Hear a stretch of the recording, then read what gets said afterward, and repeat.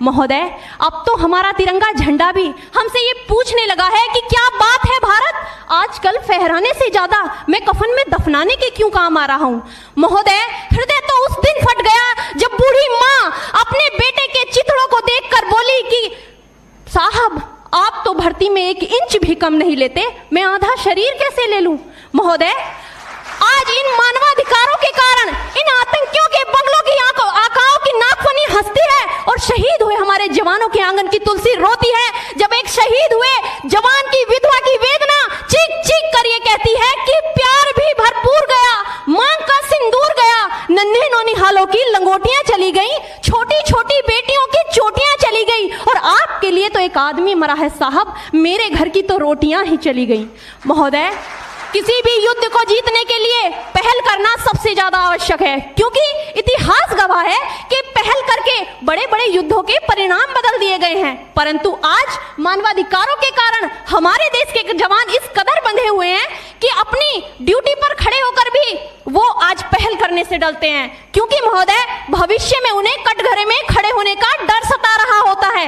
वो ये जानते हैं कि चाहे एक उग्रवादी की राइफल से निकलने वाली गोली को ये तय करना पड़े या ना पड़े कि वो किसे लगेगी, लेकिन हमारी राइफल से निकलने वाली हर गोली को ये निर्णय लेना पड़ता है कि चाहे वो किसी निर्दोष को लगे, दोषी को लगे या ना लगे, परंतु किसी निर्दोष को नहीं लगनी चाहिए। यदि ऐसा हुआ तो ना तो ये समाज हमें छोड़ेगा, ना ही तिल का ताड़ बनाने वाली ये मीडिया हमें छोड़ेगी। और महोदय, मानवाधिकार के तले किसी जवान को दबाकर युद्ध के मैदान में छोड़ देना कोई वीरता नहीं, एक आत्महत्या है।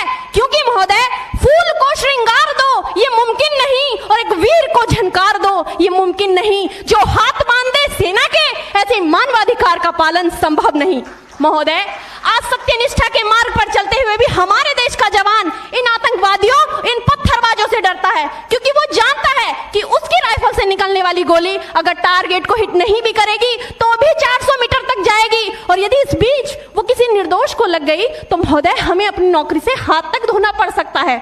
और महोदय, अपनी नौकरी को बचाने की खातिर एक जवान आज ये सोचता है कि चाहे सांप मरे या ना मरे, परंतु लाठी नहीं टूटनी चाहिए, क्योंकि आज हमारे देश के हालात कुछ ऐसे हो गए हैं कि चिरागों को हवाओं में उछाला जा रहा है, हवाओं पर भी रोब डाला जा रहा है। अरे हम ही तो बुनियाद है आंतरिक सुरक्षा की, और आज हमें ही नौकरी से निकाला जा रहा है।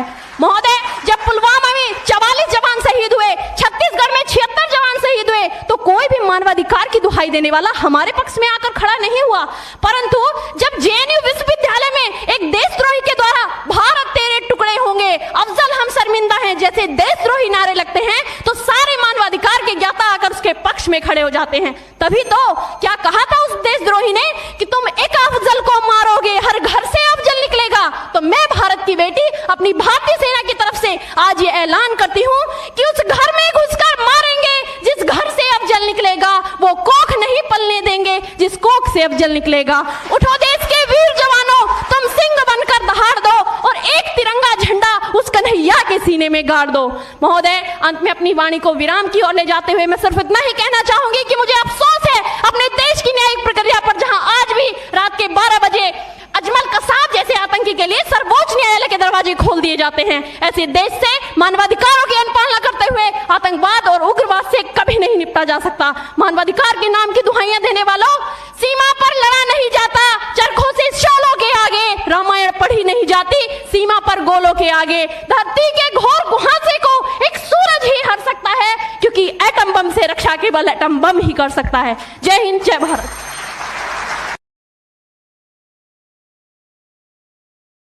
Share chat.